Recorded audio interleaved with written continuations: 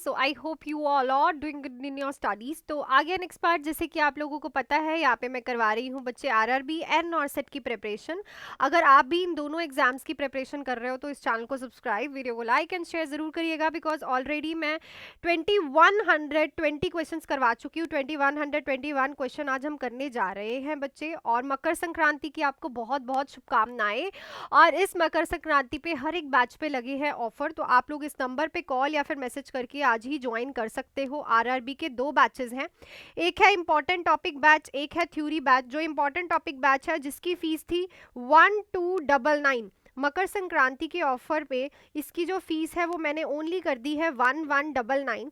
और जो मेरा थ्योरी बैच था जिसकी फीस थी 2299, मकर संक्रांति के इस ऑफर, इस सेलिब्रेशन पे मैंने इसकी जो फीस कर दी है बच्चे वो कर दिया ओनली 2099। तो आप लोग आज ही ज्वाइन कर सकते हो। और नॉरसेट 8 का 100 डेज का बैच मेरा शुरू हो गया है बच्चे, जिसमें हम ट्राई कर रहे हैं कि हर एक चीज को कवर करें, जो कि मेरा बैच था 2499 का, और इस मकर संक्रांति के ऑफर पे ये कर दिया 2399 का।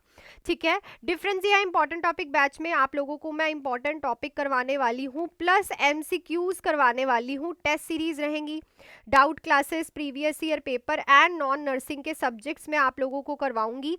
थ्योरी बैच में ये डिफरेंस है कि इसमें सारे सब्जेक्ट्स की थ्योरी हम बेसिक से करने वाले हैं। देखो, आपको पता है जो आरआरबी का एग्जाम है वो हमें मार्च में देखने को मिलेगा। तो मार्च में ये जो एग्जाम है ना, 3 मंथ्स के अप्रॉक्स आपके पास टाइम है।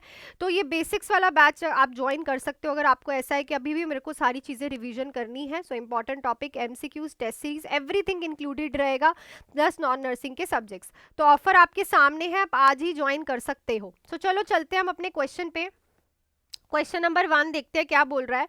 When suctioning a tracheostomy, the nurse should, so जब आप ट्रिक्योस्टमी को सक्शन कर रहे हो, ठीक है, तो नर्स क्या करेगी?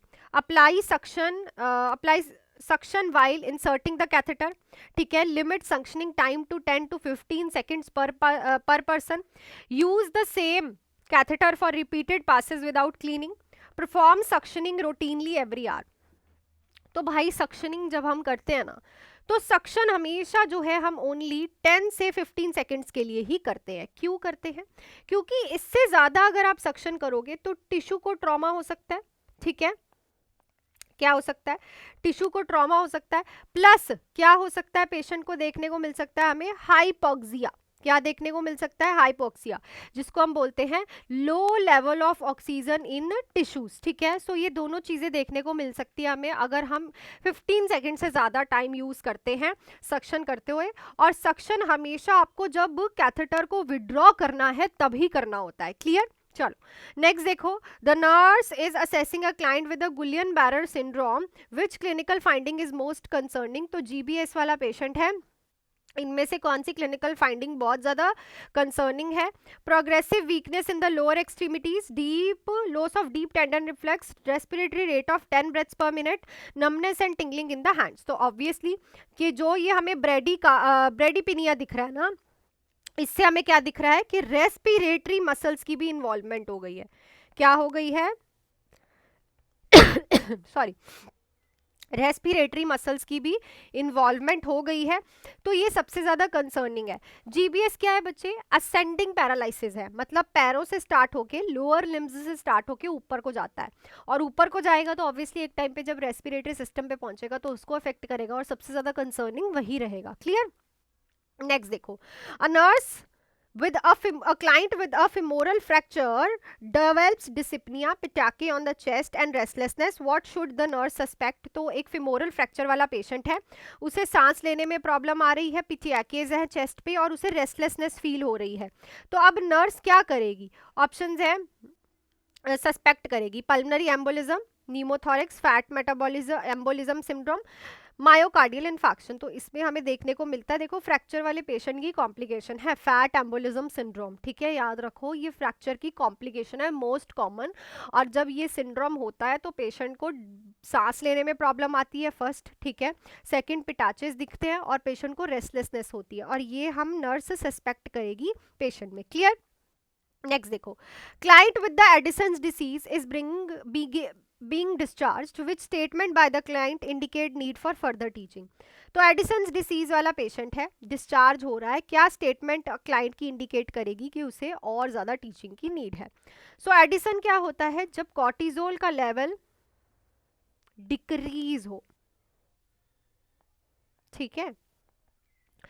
सो अब कौन सी स्टेटमेंट इंडिकेट करेगी कि पेशेंट को और नीड है फर्दर टीचिंग की? I will take my steroid medication as every day as prescribe. I need to increase my steroid dose during time of stress. I can skip my medication if I'm feeling well. I should wear a medical alert bracelet at all time.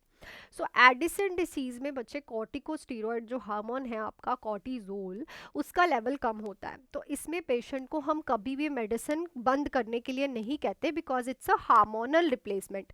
Until and unless doctor आपके test करा के उस hormone की proper value check नहीं करता, till then आपको medicine को skip नहीं करना होता, ठीक है। सो ये स्टेटमेंट इंडिकेट कर रही है पेशेंट की कि अभी उसे और ज़्यादा नॉलेज की नीड है। बहुत इंपॉर्टेंट क्वेश्चन अगला है हमारा, और ये जो एबीजी वाले क्वेश्चंस है रिपीटेड है।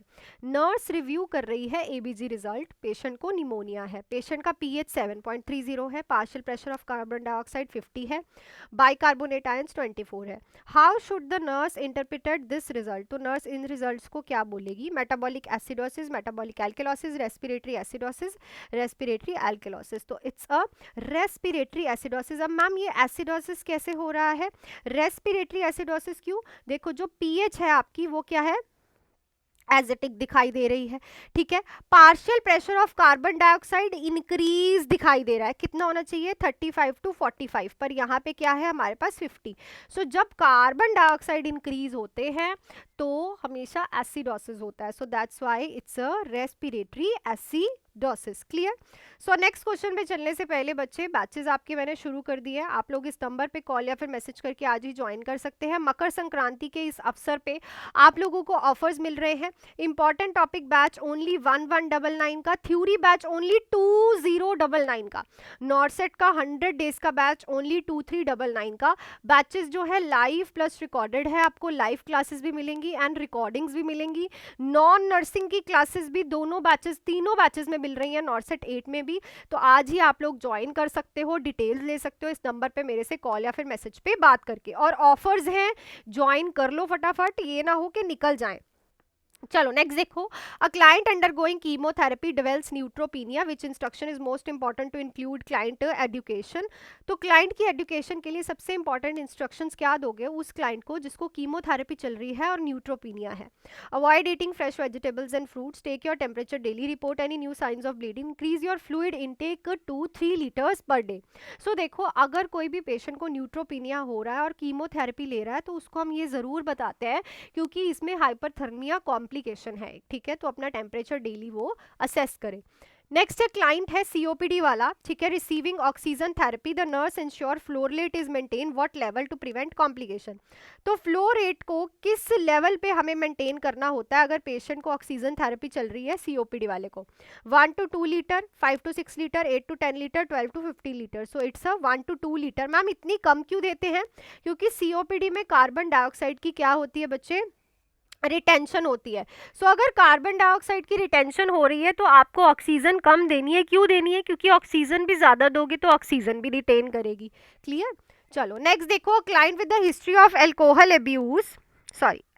Use disorder, present confusion, ataxia and nystagmus, which condition does the nurse suspect? तो एक क्लाइंट है, उसको अल्कोहल यूज का डिसऑर्डर था, अब पेशेंट को कंफ्यूजन है, अटैक्सिया एंड निस्टैग्मस है। तो ये कंडीशन किस चीज़ को सस्पेक्ट करनी है? वर्निक इंसेफलोपैथी, कार्फस syndrome, delirium tremens, alcohol induced liver disease. So it's a Wernicke encephalopathy, जो कि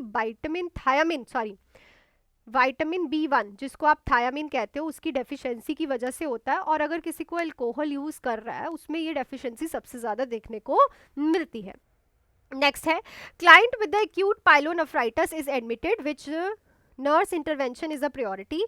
अगर पाइलोनेफ्राइटिस वाला पेशेंट है तो कौन सी इंटरवेंशन नर्स की प्रायोरिटी है? Encourage fluid intake to 3 litres per day, administer prescribe IV antibiotic, monitor intake output, maintain a clean catch urine specimen. So देखो, अगर किसी को पाइलोनेफ्राइटिस है, मतलब कि अंदर इतना ज़्यादा इन्फेक्शन है कि पस फिल है किडनीज में, नेफ्रॉन्स में, तो सबसे इंपॉर्टेंट है कि आप आईवी एंटीबायोटिक्स उसकी रोको मत, उसको टाइम पे दो और प्रॉपर दो, ठीक है। प्रायोरिटी में यही रहता है कि हमें सबसे पहले इन्फेक्शन को खत्म करना है। नेक्स्ट है, the nurse is assessing a client with the compartment syndrome which symptom is an early indicator. Compartment syndrome क्या होता है? फ्रैक्चर की वजह से एडीमा कॉज हो जाता है, और वो एडीमा उन ब्लड वेसल्स को क्या करता है, जहाँ पे वो एडीमा कॉज हुआ है वहाँ पे उन ब्लड वेसल्स की सप्लाई को रोक देता है। अब वो ब्लड वेसल जहाँ जहाँ सप्लाई कर रही है वहाँ वहाँ पे नंबनेस फील होती है। तो अर्ली इंडिकेशन क्या होगी? Weak pulse distal to the affected sites, where pain unrelieved by analgesics, paralysis to the affected area, cyanosis of the fingers और टो। सो इस क्वेश्चन का आंसर आप लोग मुझे कमेंट सेक्शन में लिख के बताओगे बच्चे। और जो मैंने आप लोगों से लास्ट टाइम क्वेश्चन पूछा था, अगर आप किसी को बैक मसाज दे रहे हो तो क्या असेस करोगे? सबसे पहले आपको असेस करना होता है स्किन को, कोई इरिटेशन तो नहीं है, वूंड तो नहीं है। Clear? So right option is option number 2।